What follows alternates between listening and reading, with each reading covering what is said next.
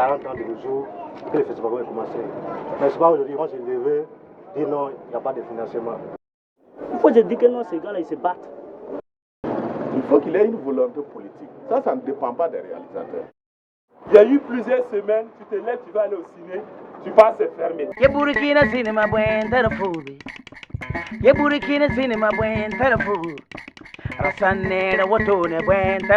Vous prenez un ticket de 1000 francs, vous vous retrouvez avec 45% de taxes. C'est-à-dire que toute la capitale économique de Burkina, on n'a pas de salle de ciné. Vous imaginez? À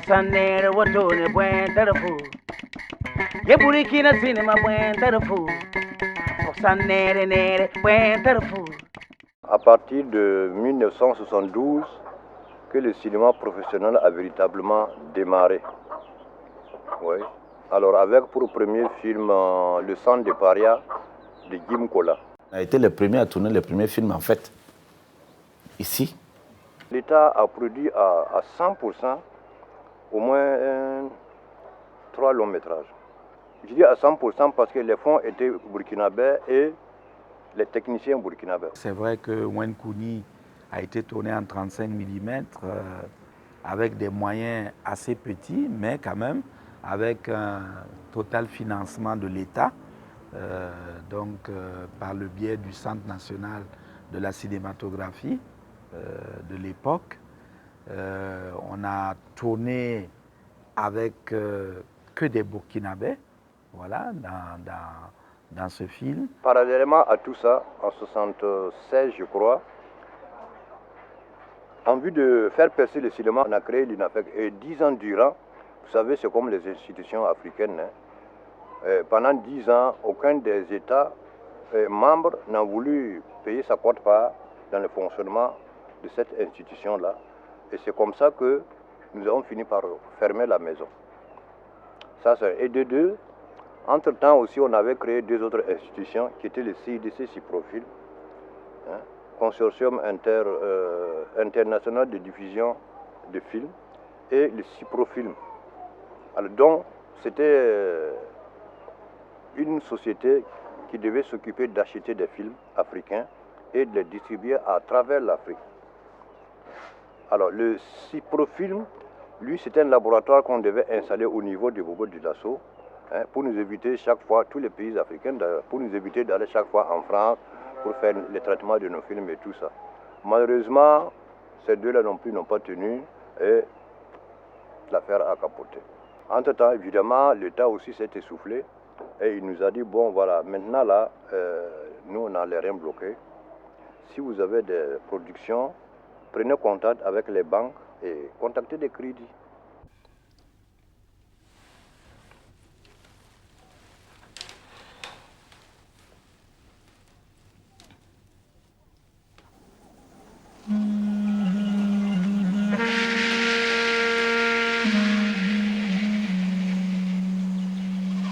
Dans les années 70, 80, 90, voilà, le fonds de soutien et de promotion, fonds de promotion et d'extension de l'activité cinématographique qui avait été mis en place en 1970, au même moment où l'on créait la Sonavoci, la Société nationale voltaïque de distribution cinématographique et de distribution et d'exploitation cinématographique.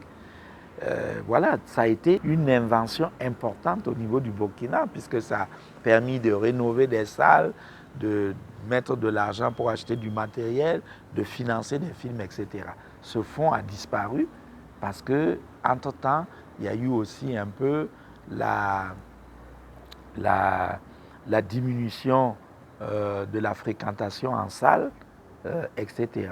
Donc, nous n'avons pas pu échapper entièrement à la crise de l'exploitation cinématographique. Les autres pays ont connu ça avant nous. Nous, on a pu le différer parce qu'au Burkina, on avait quand même une volonté politique clairement affichée. Je constate seulement que les cinémas au Burkina sont quasiment morts, qu'il y a des hommes et des femmes ici et là qui essaient de faire des choses. Mais ce que je veux dire, toute cette grandeur du cinéma burkinabé, le fonds de promotion des activités, cinématographiques n'existent plus, les salles sont quasiment fermées. L'UNCB, là, est-ce que ça marche actuellement? Une nationale de cinéastes, là, ouais, affiliée à la FEPACI. Et tous les ans, on doit verser un certain montant là-bas pour faire marcher les trucs. Mais est-ce que ça n'a pas capoté? L'association existe et est en fait une force de proposition au niveau du ministère de la Culture par rapport à tout ce qui se passe au niveau du cinéma, que ce soit au niveau réglementaire ou bien d'autres problèmes. En fait, l'association se réunit, débat et puis propose des solutions au niveau du ministère. Que le ministère suive ou non, ça c'est un autre débat. D'abord, ça a commencé par s'aborder l'UNCB. Pour moi, c'était un cadre idéal pour que tout le monde puisse se retrouver, pour qu'on puisse parler de nos différences à travers l'union. Mais l'union, il est moribond. Pourquoi?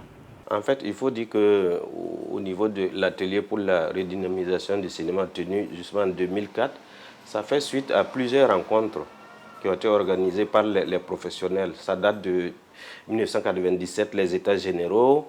Il y a eu des recommandations comme quoi il fallait réorganiser, il fallait créer une école de cinéma pour la relève et tout cela.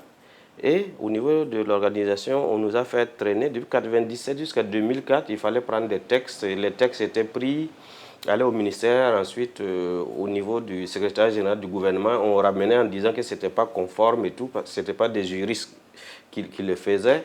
Donc en fait, on nous a tournoyé pendant au moins 7 ans. Et vraiment, au niveau des professionnels, il y avait comme un ras-le-bol. Donc c'est pour cela qu'au niveau de l'UNCB, avec les membres du bureau, on a vu qu'en fait, il faudrait faire un atelier pour reposer nos problèmes, en fait, nos vrais problèmes. Parce que quand on prend ce qui était sorti au niveau des États généraux, c'était des idées globales comme ça, mais ce n'était pas bien pointu, bien ciblé au niveau des problèmes et des solutions à proposer. Vous savez, il y a toujours des propositions, il y a toujours des rapports. Et ce rapport date déjà de 5 ans. Je peux comprendre qu'il faut que nous le revisitons et que nous le mettons à l'ère du 21e siècle. Et quand on prend des résolutions, il faut avancer. Il ne faut pas qu'il soit statique. C'est statique. Dans 50 ans, on va être encore au point de départ. C'est tout. C'est nous. Moi, je n'accuse personne. Je suis dedans aussi. On est dans l'impasse et je pense qu'il faut des vrais états généraux pour retrouver l'origine de cette défaillance brutale. C'est comme un homme qui marche et qui tombe d'un coup, il n'y a plus rien, effectivement. Non, maman. La femme s'oublie. Elle est dans la deuxième semaine. Non, maman. Kouliboko, voilà.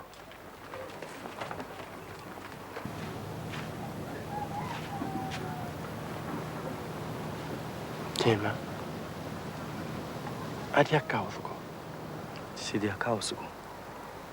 Aujourd'hui, le cinéma africain connaît les mêmes problèmes qu'il y a une dizaine d'années. Il connaît davantage plus de problèmes avec les salles qui se ferment, parce que vous savez que les salles quand même sont un vecteur tout à fait essentiel pour aussi apporter un substrat donc de financement au cinéma, au financement des films. Et malheureusement, on voit que tout ce tissu économique, les salles, l'absence de politique cinématographique et tout un ensemble donc, de facteurs, l'absence bien sûr aussi de laboratoires, ont été des facteurs qui ont contribué à faire en sorte que notre cinéma régresse, en tout cas en ce qui concerne la production cinématographique. Et là, il y a une place importante que le politique doit jouer. Les professionnels doivent être très impliqués, bien évidemment, quel que soit le type d'organisation qu'ils ont. Personnellement, moi, je pense que l'Union nationale des cinéastes du Burkina, quelles que soient les limites qu'on peut lui reprocher, c'est une instance importante. Et si vous faites l'histoire du cinéma au Burkina, vous comprendrez que l'UNCB a toujours été là à des moments importants et que malgré tout, le fait d'avoir une voix unitaire pour discuter avec les autorités politiques et institutionnelles, c'est très important. L'association a connu des hauts et des bas. Il y a un moment donné où l'association était très écoutée, Et il y a eu débat où, au niveau même du ministère, on ne nous consultait plus. Parce qu'on était parvenu à un point où c'était des individus au niveau du Burkina qui influaient sur la politique d'ensemble même du ministère de la Culture en matière de cinéma. Aujourd'hui, avec la politique nationale du cinéma, nous avons pris la résolution de revisiter toutes les possibilités qui s'offrent à nous. Par exemple, avec l'Union européenne, où le cinéma, le Burkina, depuis cette année, l'a inscrit comme priorité dans le domaine de la culture, mais aussi dans le domaine de la coopération multilatérale. Nous savons également que nous devons compter sur nous-mêmes et que nous devons produire nos propres films et nos propres séries avec les moyens de bord. J'ai écouté la fois dernière un des réalisateurs qui disait que la montée film et jusqu'à présent, il n'a pas encore eu les ressources. Et il demande même à ce que des gens viennent l'aider. Bon, vraiment, c'était triste quoi, de voir à la télé un réalisateur burkinabé qui dit qu'il n'a pas encore les ressources à quelques jours du FESPACO. Franchement, je me demande qu'est-ce qui ne va pas dans ce pays-là. Je pense que la priorité dans ce pays, c'est l'éducation, c'est la santé, c'est l'eau, c'est l'agriculture, etc. Parce que je pense que le pays n'a pas encore dépassé le stade alimentaire. Parce que le cinéma, quand même, c'est une œuvre intellectuelle, c'est une œuvre d'art. Et on adore là lorsqu'on a fini. On a fini l'alimentaire. L'alimentaire, en fait, c'est quoi? C'est trouver la réponse, par exemple, à son besoin quotidien, comme se nourrir, etc., etc. Mais la majorité de la population n'a pas encore atteint ça. Et effectivement, le cinéma peut être un vecteur de changement de comportement, de structure mentale, etc., etc. Ça mérite d'être mieux regardé. Je pense qu'en attendant, on n'a pas encore voté, par exemple, 50 milliards ou 100 milliards pour le cinéma, alors que d'autres secteurs en bénéficient. Nous sommes dans le creux de la vague parce qu'il y a eu une période où on assistait à une explosion de la production au Burkina. C'est ce qu'on peut appeler la belle époque, les années 80 jusqu'au milieu des années 90. Ça veut dire quoi? Cette explosion était due à une volonté politique générale. À l'époque, par exemple, la DCN, qui était CNC, après Diproci, ensuite DCN. La DCN avait du personnel et du matériel qu'il mettait à la disposition des cinéastes. Ça allégeait beaucoup les coûts de production. Est-ce que la DCN existe encore? Ça n'existe plus. Ils se sont bouffés les nez là-bas, ils ont fini par casser carrément le service là qui n'existe plus. La DCN, ça n'existe plus. Dans le temps, on était au top. On était au top des techniciens d'Afrique de l'Ouest, il n'y en avait pas d'autres. Aucun pays aux alentours ne pouvait tourner un film sans avoir recours au Burkina. On avait le matériel, on avait les techniciens. C'est pourquoi nous, on a eu l'occasion d'aller travailler un peu partout. Mais aujourd'hui, on tire la queue. Et qu'est-ce qui fait qu'eux, ils n'arrivaient plus à faire de film? Le Burkina avait sa propre politique. On avait une politique, on avait un fonds. On avait de promotion qui était la résultante des 15% qu'on prenait sur les salles de cinéma pour financer le cinéma burkinabé. Mais les salles de cinéma n'existent plus, il n'y a pas de billetterie unique. Je veux dire qu'on connaît les problèmes, le mal où il est. Il faut tout simplement arriver à ce que ce mal-là, on puisse le diagnostiquer de façon plus précise, quitter les généralités et trouver les solutions. Et Dieu seul sait qu'on a la chance d'avoir des cinéastes, des hommes qui ont fait des films, qui ont voyagé, qui ont des capacités d'analyse, qui peuvent aider à retrouver une base saine de production cinématographique au Burkina Faso. Le problème de notre cinéma, c'est nous-mêmes, je crois. C'est les acteurs qui doivent organiser le cinéma, qui n'arrivent pas à le faire, qui n'arrivent pas à se mettre dans de grands ensembles pour organiser. Parce que si nous voulons progresser vers l'industrie audiovisuelle, il va falloir organiser. Nos sujets, là, c'est pas ça. Ce sont nos sujets qui pêchent, ça c'est un. D'abord, il y a les problèmes de scénario. Hein, et ensuite, il y a que, bien souvent, la distribution est très mal faite. Il faut que nous, nos réalisateurs, quand même, essaient de voir dans quel cas il peut être compétitif, dans quel cas il peut être professionnel. On travaille là-bas. Parce que quand il y a un bon un bon film que tu as écrit et que tu proposes aux bailleurs, les conditions sont claires. Les bailleurs peuvent te financer. C'est ça, moi, j'ai dit la fois dernière, j'ai dit non, en fait, il y a une manque de confiance qui existe entre nos réalisateurs et puis les partenaires. Sinon, je sais qu'il y a des films qui ont été tournés, films de 2 heures, qui n'ont jamais été présentés à l'écran. Et qu'on a tourné pendant 45 jours. Ouais. Et les roches, il y en avait pour 3 heures de roches. Ah, il fallait en faire un 90 minutes. Le gars n'a pas pu. Il en a fait 2 heures. Qu'est-ce qui va voir le film de 2 heures? Et c'était un film sans intérêt d'ailleurs. Ouais. Parce qu'il faut avoir le souci de la rentabilité du film. Dès lors que vous dites, voilà, c'est l'argent, c'est l'État qui a donné l'argent, qu'il marche ou pas, c'est pas mon problème. Moi, mon salaire est garanti. Il ne faut pas partir de cet esprit-là. Sinon, ça ne va pas. Hein? Si son film, par exemple, avait très bien marché, mais il se serait même passé de l'État pour pouvoir faire un autre film. Duga masate dongilida. Surugu na makoro fanate don keble. Kumbikau. Ay kunu. Sunogama jamana mara abada. Le cinéma burkinabé est beaucoup plus actif que le cinéma de beaucoup de pays africains aujourd'hui. Parce qu'il faut se dire que le cinéma africain est dans une crise de production. On a constaté qu'il y a eu, à un moment donné, beaucoup plus de dépendance vis-à-vis de l'extérieur. Et maintenant, là, pour même avoir l'argent à l'extérieur, là, c'est un problème, parce qu'on connaît nos trucs. Je connais un réalisateur qui a pris un financement et qui n'a jamais tourné 1 millimètre de pellicule.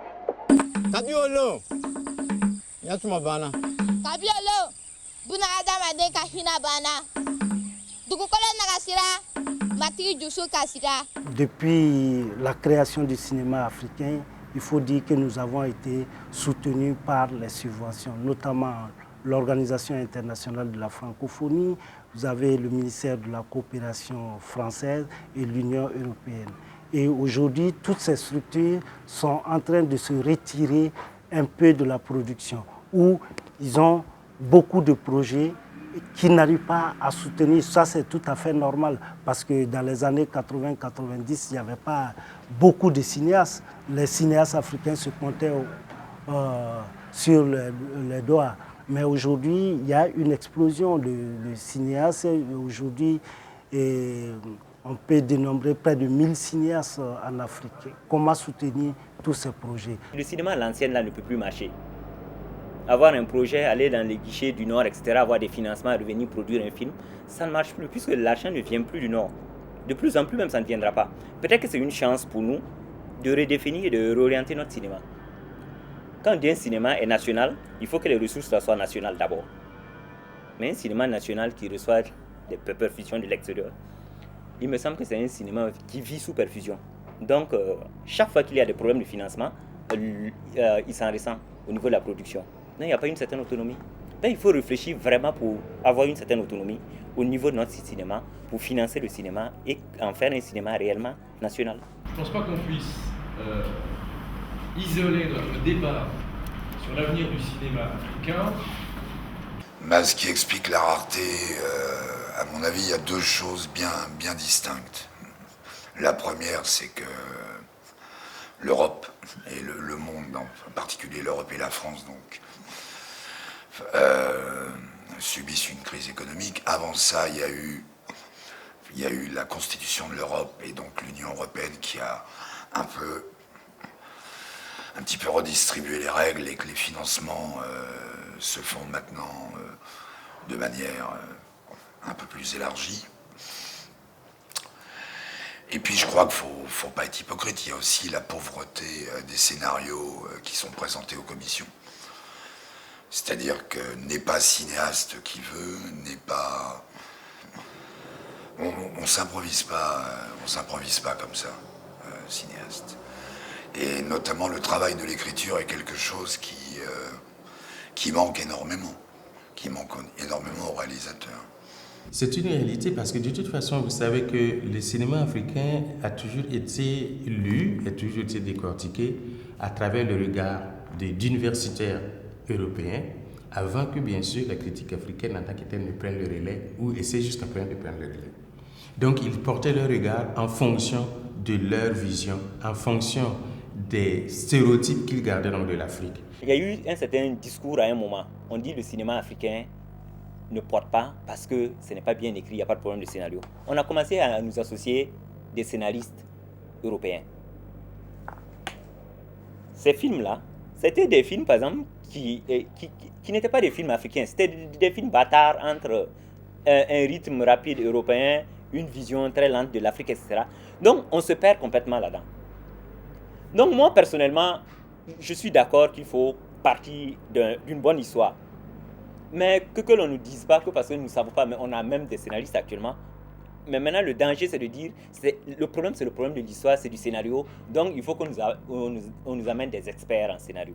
Et quand on les a amenés, ça n'a rien donné. Ayula maka kosobe ku farikalaya. Ika barake. Uka kanimiyo, ok. Ay sigakan. Kaya magaya matigi. Mini yamasaya kishibai. Abe sanji dama. Moi, je peux être un très très bon cinéaste, d'auteur. Je peux faire des films philosophiques. Moi, je mets 5 ans pour écrire un film. Pour l'instant, ça fait 3 ans que je réfléchis au sujet du prochain film que je vais faire. Si on compte sur moi pour faire du cinéma populaire, pour faire venir les foules, c'est foutu. Les gars, ils attendent des films, mais où sont les cinéastes? Ils ne sont pas là. On est essoufflé parce qu'il y a moins d'argent, alors que les films coûtent de plus en plus cher pour ce qui est du côté du cinéma celluloïde. Heureusement, entre-temps est arrivé, la mutation importante de ces dernières années sur le plan technologique avec le numérique, qui repose autrement la problématique de l'économie. On a vu des films qui ont été distribués avec de très grands succès au Burkina et qui ont été faits avec des budget tout à fait modeste, et je pense que c'est des exemples à suivre. Là n'est pas la question. Vous oubliez votre ristourne. Je ne peux pas être le moins 10 ans et vous reverser 20%. Le ministre veut que la route soit refaite et vite. Avec quoi? On ne peut pas travailler dans ces conditions-là. Il ne faut pas rêver. Ça, c'est votre problème. C'est notre problème. Et si votre parcours montre des résultats probants qui peuvent inspirer d'autres réalisateurs, d'autres cinéastes ailleurs sur le continent, comme c'est le cas, notamment les plus jeunes qui sont en train d'arriver dans le métier, c'est tant mieux. Je crois qu'il faut définir les choses. Je ne sous-estime pas du tout les séries, au contraire, c'est extrêmement important. Mais on n'appelle pas, c'est pas ça qu'on appelle cinéma, on appelle ça des séries télé. Et le cinéma, c'est un genre, c'est un format. C'est ça. Il y a la fiction, il y a le documentaire, il y a le long métrage, il y a le court métrage. Et ça, c'est du cinéma. Après, il y a la télé. Il y a le cinéma et il y a la télévision. C'est deux choses. C'est-à-dire que c'est pour ça qu'on dit téléfilm. Téléfilm et cinéfilm, si on peut dire. Mais aujourd'hui, il y a une confusion qui n'est pas très importante ici, dans la mesure où nous avons soif de nos propres images. Nous avons soif de travail. Nos techniciens ont besoin de travailler. Imayo. Kogelen kura de choni kante ntugun. Nga ikanganka wula akama. Kinyejiche. Kakasi dabla. Idankandu. Idunkanka wuli idankankama. Diche yae. On est arrivé à un moment en disant le numérique c'est moins cher, c'est facile, donc on y va. Et quand on a une mentalité pareille, ben, notre qualité va aussi descendre. Et c'est ce qu'on remarque aujourd'hui. J'en fais partie, hein. Je ne veux pas pointer mon doigt à qui que ce soit, j'en fais partie. Parce que quand j'ai décidé de faire Sous la clarté de la lune, j'avais presque rien. Je ne voulais pas attendre des années de financement. J'avais presque rien comme budget. J'ai dit on y va, j'ai fait en vidéo. Aujourd'hui, quand je regarde ce film, j'ai mal. J'ai mal parce que je trouve que c'est mauvais. Moi, je m'en fous. Moi, je ne suis pas dans le truc de... Franchement, quoi, je ne suis pas dans le 35, 70, millimètres et tout. Moi, je veux faire un film c'est travailler un sujet et d'apporter le plus d'émotion, de faire vibrer le spectateur, le téléspectateur dans ton film, raconter une belle histoire, même avec une petite caméra, on raconte de belles histoires. Je crois qu'il faut il faut qu'on quitte ce carcan de je veux faire mon film en 16, en Super 16 ou en 35 mm. Il faut faire un beau film, point barre. C'est le ciel qui décide, oui, mais il ne nous empêche pas d'avoir des idées. Que tu le fasses en 35 mm ou en numérique, tu as une démarche pour faire ton film. Le résultat, après, c'est un support, c'est matériel. C'est-à-dire que ça peut être 35 mm ou numérique. Après, tu peux gonfler, etc. etc. Mais ce n'est pas ça qui définit le cinéma que tu fais. Il faut comprendre qu'il y a plusieurs façons de concevoir un film. Il y a des auteurs, il y a des gens qui font du cinéma d'auteur, il y a des gens qui font du cinéma populaire. Ils ne travaillent pas de la même façon, ils n'ont pas les mêmes univers, ils n'ont pas les mêmes moyens. Je pense que le contenu ne doit pas, parce qu'il y a une option, jouer. Maintenant, ce que nous devons dire, c'est qu'il faut se féliciter de cette nouvelle approche-là qui montre que le cinéma doit évoluer avec le temps, mais qu'également les supports numériques qui sont arrivés doivent toujours respecter une réglementation qui est la réglementation du FESPACO et que ces supports-là se sont bien défendus. Je suis le premier à aider tous les films faits en numérique, mais je vais dire, ça ne suffit pas parce que la créativité, les messages, la philosophie, c'est des choses qui restent toute la vie, c'est la sagesse. On a fait en moyenne 2 longs métrages par an. Donc en 4 ans, on a fait 8 films, 8 longs métrages, une série. On est tous rentrés dans ce boom du numérique en disant c'est facile, on va faire des films, machin, machin, machin. Et malheureusement, on est rentré dans une spirale et puis voilà, on est en train de faire des trucs médiocres, je le dis, sans flasher, on est en train de faire des trucs médiocres parce qu'on n'a pas d'argent. Et en plus, ça, le problème, c'est que si on continue à dire que oui, que le numérique, c'est quelque chose de bien et qu'on en va avancer, ben, les bailleurs de fonds là-bas, ils vont dire que bon, voilà, les Africains, ils veulent 10 millions, 15 millions pour faire leur film, il n'y a pas de problème. Donc, quand on va leur présenter un budget de 300 millions qui est légitime pour un film de long métrage, ils vont dire on n'a pas besoin de ça. Les Africains n'ont pas besoin de ça. Le support, pour moi, n'est pas le truc. Le support, pour moi, n'est pas aussi important que ça. Dernièrement, j'étais à Paris, j'ai vu un vieux réalisateur, l'un des plus vieux réalisateurs chiliens, j'oublie son nom. Il tournait avec une caméra comme ça. Il tournait avec une HDV. Il a tourné en 35 mm et tout. Il a eu des prix partout dans le monde. Mais il refait un film de 52 minutes en HDV. Mais attendez, donc pourquoi nous on va rester dans notre économie sous perfusion là? Comment nous on peut toujours penser à des choses faramineuses comme ça? Il faut juste trouver des circuits de distribution de ce que nous faisons avec nos choses, avec notre petit matériel. Il faut raconter de belles histoires. Je me retrouve là à me battre toute seule, comme s'il n'avait pas de parents. Comme s'il n'avait pas d'amis. Sylvie, il est toujours bon de se battre. Et ce serait même encore mieux si tu pouvais l'aider à récupérer ses armes. Ça lui ferait du bien. Jean-Louis, je n'ai pas cette prétention. Je veux juste savoir où il est et s'il va bien. Je sais qu'en la matière, il est conseillé de voir un avocat. Ça, je l'ai déjà fait. Et aussi, j'ai décidé de porter plainte. Contre qui? Normalement, avec le numérique, effectivement, un film qu'on tournait en 35 mm qui coûtait 600, 700 ou 1 milliard, normalement, avec ce milliard, ça devait permettre à au moins 5 ou 6 réalisateurs ou 10 de produire et donner vraiment du travail aux comédiens que nous sommes et aux techniciens que vous êtes, n'est-ce pas? Maintenant, il se trouve que même avec le numérique, on est toujours au même stade. Bien au contraire, c'est même pire. Je me rappelle qu'à un moment donné, je me suis dit, il faut vraiment qu'on fixe un minimum pour payer les comédiens. Et je constate qu'aujourd'hui, plus de 20 ans après, c'est encore au mieux ce tarif qui est pratiqué, quand ce n'est pas déjà descendu. Or, On ne peut pas. Il faut trouver, je pense que je m'excuse du terme, mais le matériel humain est le plus important. Voilà. Or, souvent, on a tendance à penser, oui, bon, de toute façon, voilà, il n'y a pas d'argent pour faire le film, on va le faire quand même, celui qui veut, il viendra, et puis c'est tout.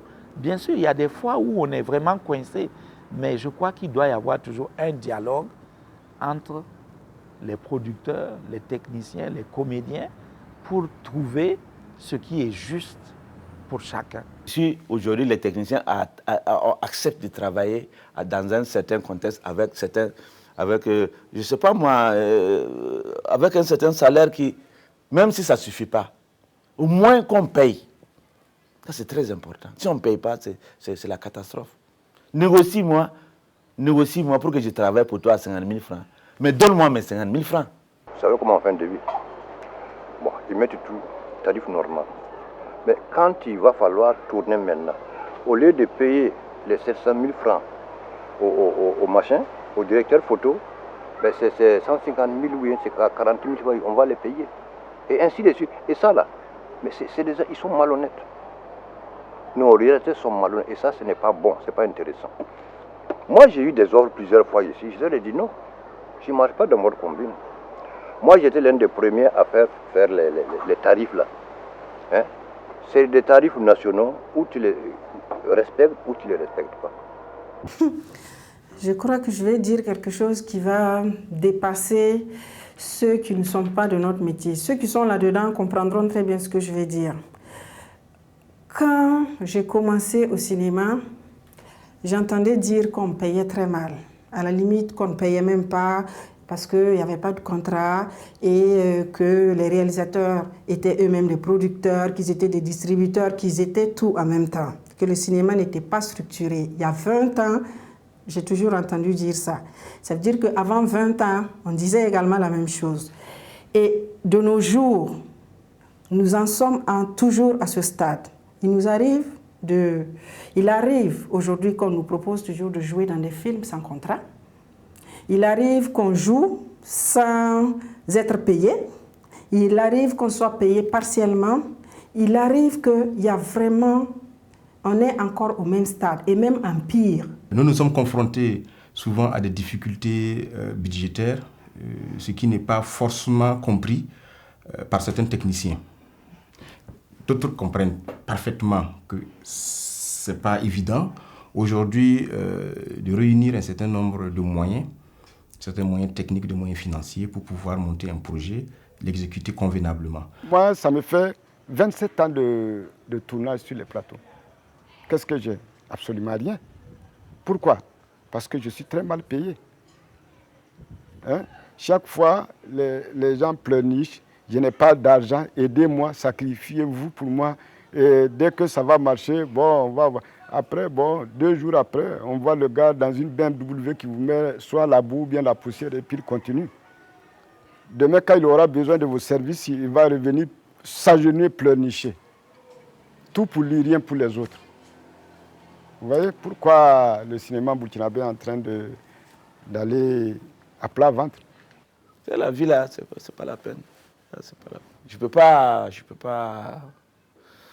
Il y a certains trucs que je ne peux pas dire, quoi. C'est parce qu'il y a aussi des gens, des producteurs, que vous connaissez certainement, qui viennent avec des projets, on va dire, ambitieux, avec des budgets séduisants, et qui promettent des cachets tout aussi séduisants.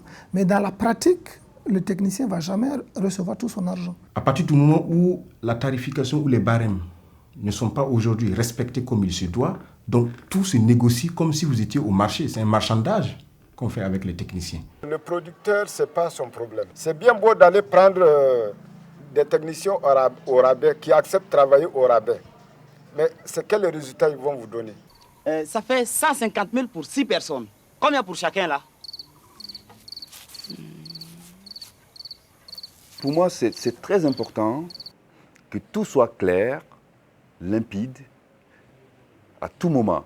Parce que moi, je sais que je ne suis rien sans ces gens-là qui sont autour de moi.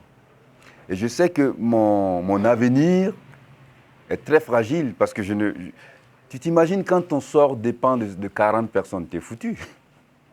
C'est-à-dire que 40 personnes doivent être bons tous en même temps pour que toi tu sois content. Tu t'imagines la pression? Donc je pense que la gestion d'un produit artistique, c'est aussi de la gestion humaine. C'est-à-dire qu'un réalisateur ne peut pas ne pas se soucier des aspects humains de ceux qui bossent pour lui. Mais je dirais que d'abord, souvent, les contrats sont interprétés diversement. C'est tout à fait normal. On n'a pas la même interprétation des contrats. Il y a des techniciens qui ne prennent même pas le soin de lire exactement tout ce qui est contenu dans le contrat. Nous avons toujours suggéré aux techniciens, aux comédiens de signer un contrat avec le réalisateur. Il ne suffit pas seulement, bien sûr, de signer ce contrat, mais ces contrats peut-être aussi, nous le conseillons, déposer ici à notre niveau, à notre service juridique, pour que si éventuellement il y a des difficultés particulières de relations professionnelles avec le réalisateur, et vice-versa, que le réalisateur aussi peut en avoir avec le comédien ou le technicien. Et la DCN, la Direction Générale du Cinéma ici, peut ouvrir ce contrat, lire ce qui est dedans pour savoir qui respecte le contrat ou qui ne respecte pas. Jusqu'à l'heure où je te parle, même si j'ai beaucoup d'expérience dans le cinéma, mais je ne connais jamais le salaire normal. Je n'ai jamais connu ça. Le salaire normal, je ne l'ai jamais connu. Il faut respecter le métier, il faut le professionnaliser. Il faut mettre tout un plan de carrière là-dedans. Il faut discipliner les choses. Nous ne pourrons jamais lutter et contrôler ce secteur avec beaucoup d'énergie sans que les premiers concernés qui sont les techniciens, les comédiens, nous aident. C'est ça la réalité. Et parce que j'ai l'impression à certains moments, quand il y a un tournage, chacun se cache pour avoir un poste sur le film. C'est plus tard que lorsqu'il y a des problèmes qu'on se rend compte que le voisin était sur un tournage de film. Une production qui fait appel à un technicien, il y a un contrat qui lie ce technicien à la production. Ce contrat est négocié sur la base d'un minimum salarial. Nous avons un barème de départ, un minimum que nous proposons. Mais malheureusement, beaucoup de gens descendent en dessous de cela. C'est ça qui fait le problème. Pour nous, c'est un minimum, c'est un départ. Chaque fois qu'on a promis quelque chose, on a tenu parole. Ce qui fait que demain, si on a même ne serait-ce qu'une promesse de financement, même si on n'a pas d'argent cash, on peut commencer un tournage parce que simplement les techniciens, les comédiens vont nous faire confiance. Ils savent que quand on dit qu'on va payer, on va payer. Ces producteurs, réalisateurs-là, en fait, si le cinéma régresse aujourd'hui, moi je peux dire même qu'ils sont en grande partie responsables de ce fléau-là. Parce que moi je me rappelle que depuis les années 82 jusqu'à l'heure où je vous parle, c'est la même chanson qu'ils tiennent. Le disque est tellement rayé qu'on ne sait même pas quoi dire encore. C'est-à-dire que les réalisateurs, producteurs restent très riches et les techniciens restent très pauvres. Moi, en ce qui me concerne, on va parler d'un Maïga ou bien d'un Sekou Edrago ou bien d'un Paul Dibila, que sais-je encore. On apprend que vous avez travaillé sur pas mal de productions, mais physiquement, quand on vous voit, on est découragé. Je sais que quand je fais un budget de film et que je mets des chiffres dans ce budget pour rétribuer les gens qui vont travailler avec moi, ben c'est normal que si le film arrive à être financé à la hauteur que j'ai demandé, ben ils puissent être bénéficiaires puisque c'est eux qui font le travail aussi. L'argent du film doit revenir aux gens qui font le film, y compris moi-même, bien sûr. Mais je dois payer les gens. Parce que ce n'est que si j'ai des gens qui sont épanouis et fiers de faire leur métier, qu'ils me donneront le maximum de leur connaissance technique, de leur sensibilité et de leur engagement. La chaîne cinématographique, quand je dis une chaîne, on est tous dans le même bateau. Autant, par exemple, les acteurs ont besoin des techniciens, autant les techniciens ont besoin de réalisateurs, le réalisateur a besoin de producteurs, le producteur a besoin d'une salle de cinéma, de l'exploitation. Ça va ensemble, ça c'est inévitable.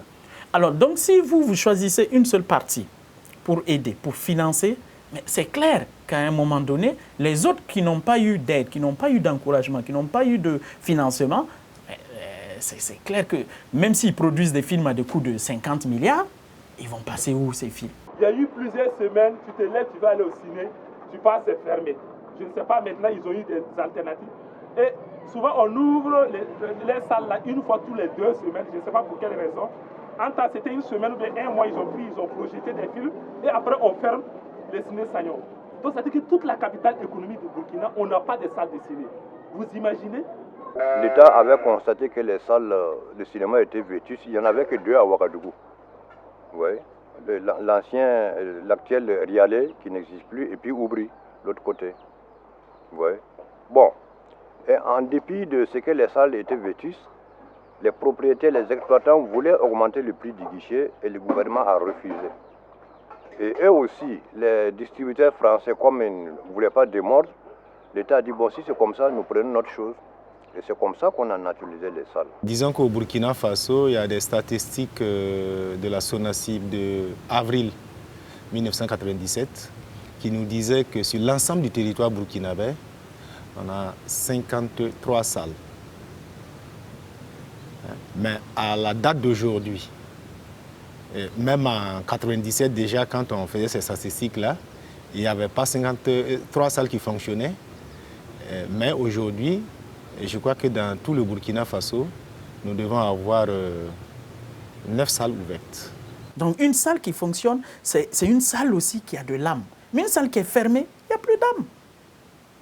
Et c'est le même problème pour Ciné Sagnon à Bobo. Il y avait eu un effort qui avait été fait au milieu des années 80, voilà, à partir de 84 et tout.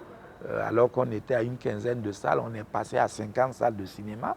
Mais malheureusement, beaucoup de salles de province ont refermé aujourd'hui parce que c'était très difficile. Et vous savez que les salles provinciales ont pesé négativement aussi dans la vie de la SONACIB parce qu'ils étaient obligés de fournir toutes ces salles, mais il n'y avait pas de remontée de recettes. Vous faites un film aujourd'hui au Burkina, peut-être si vous avez fait le maximum, vous arrivez à réunir 1 million de spectateurs. Ça veut dire que le cinéma est limité aux grandes villes. Il faut aller au-delà de ces 2 grandes villes. Il y a combien de provinces ou bien combien de départements aujourd'hui ont des salles cinématographiques? Il n'y a pas. Et nous étions en 2005 arrivés à ouvrir, à avoir un total de salles ouvertes de 17. Mais très rapidement, nous sommes retombés. Les quelques salles qui sont au Burkina ici, quand on fait un film, on distribue, tu ne peux pas rentabiliser ton film. Ça, c'est clair. Rien à faire. C'est la distribution qui pose vraiment le vrai problème au cinéma africain. Parce que nous faisons des films, ces films ne sont pas distribués. Ces films ne sont pas vus partout. Par exemple, un réalisateur burkinabé qui fait un film, il est montré au Burkina, on a des difficultés pour traverser les frontières. Bon réalisateur, bon producteur, tu as l'argent, tu as produit un très bon film, tu as réalisé un très bon film, tant qu'il n'est pas vu dans une salle de cinéma, ben, c'est zéro. Si vous faites des films que vous ne pouvez pas montrer, forcément, ils ne pourront pas se rentabiliser. Or, on a vu que le public burkinabé, et ça c'est un de nos atouts, c'est que c'est un public qui est gourmand de ses propres histoires. Ils sont des films, des salles qui existent tant bien que mal. Il faudrait essayer de relancer tout cela, mais en tenant compte des réalités qui font que le secteur donc, de la vidéo, etc., les DVD sont des supports de diffusion qu'il ne faut pas négliger. Est-ce que les gens ont suffisamment d'argent pour acheter les DVD? Parce que quand on voit ce qui vient du Nigeria ici, qui se vend 1000 francs, tu penses combien de cassettes de CD tu dois faire pour pouvoir rentabiliser le coût de production des films? C'est énorme. Le vrai problème du DVD aujourd'hui, c'est la piraterie. C'est-à-dire vous sortez un DVD, le lendemain, on vient acheter un seul DVD, c'est ce que vous allez gagner. Et puis le reste, vous le trouverez dans la circulation à moindre prix. Le cinéma burkinabé, aujourd'hui, a le devoir d'exister et de continuer à être un peu comme le moteur du cinéma africain. La fosa ya tofura tatipa, ntarabunyi mo atima. Fumda kibale. Twa mi tisore yiwoko. La keng panga. Ntalangwa. il y a forcément toujours des problèmes qui existent, des solutions qui sont imaginées pour les résoudre, et puis une évolution des situations nouvelles, mais on ne peut pas se passer de l'organisation du secteur. C'est l'État qui doit injecter les moyens de départ, pas du matériel adéquat, une formation adéquate et des systèmes de subvention. Commençons d'abord par apprendre. D'accord? Commençons d'abord par nous former. On est une bonne partie arriver dans le cinéma sur le tas. Ce n'est pas la formation sur le tas qui pose le problème. Tu peux bien être formé dans une école et puis être nul. Hein? Tu vois, c'est la conscience que l'on met dans sa formation, dans sa volonté d'apprendre qui est importante. Cette conscience de vouloir apprendre et faire quelque chose de bien, c'est ça le problème. La formation est indispensable. Quoi qu'on dise, la formation est la base. D'accord, c'est bien beau, il faut être sur le terrain, mais la théorie, là, il faut joindre les deux. La théorie à la pratique. Je dois d'abord dire que l'Institut africain d'éducation cinématographique a formé au moins 6 générations. Aujourd'hui, ces générations la dernière génération atteint pratiquement les 45-50 ans. Ça suppose que nous devrions repartir de plus belle. Et la création de l'ISIS Studio École répond naturellement à cette quête-là. En même temps, je dis qu'il n'y a pas de meilleure école que l'école de la vie. Il n'y a pas donc de meilleure manière de se former que de se former également à la carte. Il y a nécessité que la formation soit vraiment l'un des talons, le nœud par lequel le cinéma burkinabé peut continuer à évoluer. L'ISIS est en train d'apporter une réponse, je pense, adéquate au renouvellement, aux besoins de renouvellement des cadres. Et ce que nous faisons à Imagine contribue également à ça, d'entretenir la compétence et d'élargir les capacités de ceux qui sont déjà productifs sur le terrain. Nous avons inventé en quelque sorte le secteur privé, notre génération. Nous avons inventé le secteur privé, nous avons été audacieux. Il faut qu'on travaille maintenant à asseoir des productions vraiment de qualité qui puissent tenir la route. C'est vrai qu'aujourd'hui, on produit énormément au Burkina. On produit le cinéma populaire, le cinéma commercial. C'est bien. Mais pour des cadres comme le FESPACO, il faut venir avec une autre cinématographie. Ma. Mbio. Ma. Adia Kausuko. Ouais, maintenant, il y a le temps de pas n'attendre une zaka pour rien.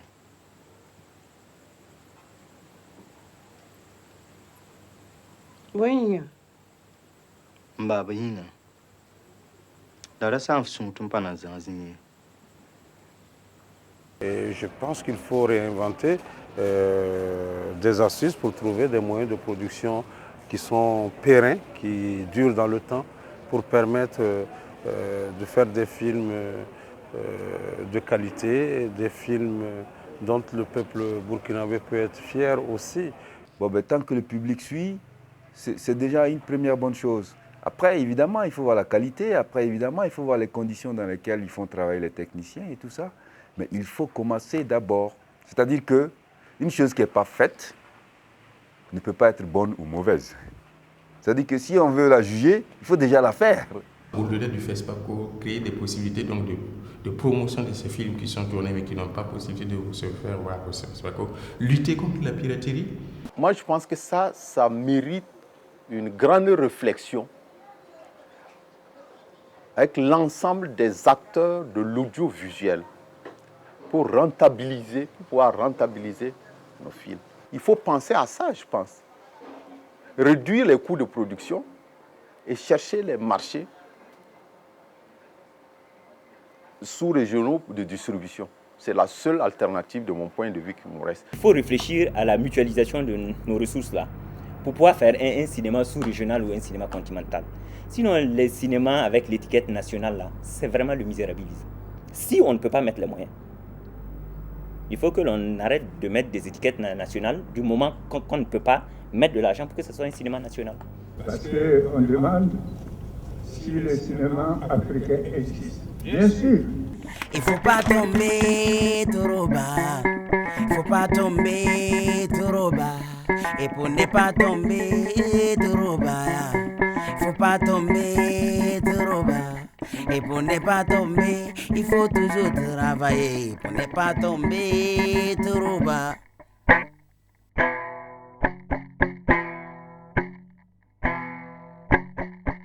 Ye burikina cinema buen tarfu. Boxa nere nere buen tarfu. Burikina cinema buen tarfu. Soka me nata nere buen tarfu. Ye mwana won wiku mengo wen otaba. Mwana won wiku mengo wen otaba. Fubiwa yele pakatondo. Fubiwa yele pakatondo. Eh.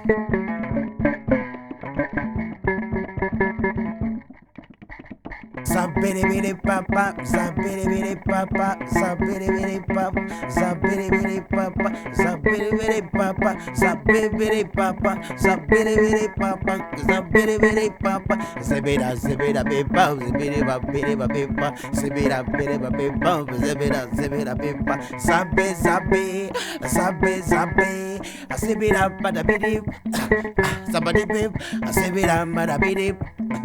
Sabade bib, sebeda, sebeda, sabade bib, sebeda, sabade bib, sabade bib, sebe, sebe, sebe, ze zabab, sebe, sebeda, sebe, ze zabab, sebeda, sebeda, sebeda, ze zabab, sebeda, sebeda, sebeda, ze zabab, zabe, zabe.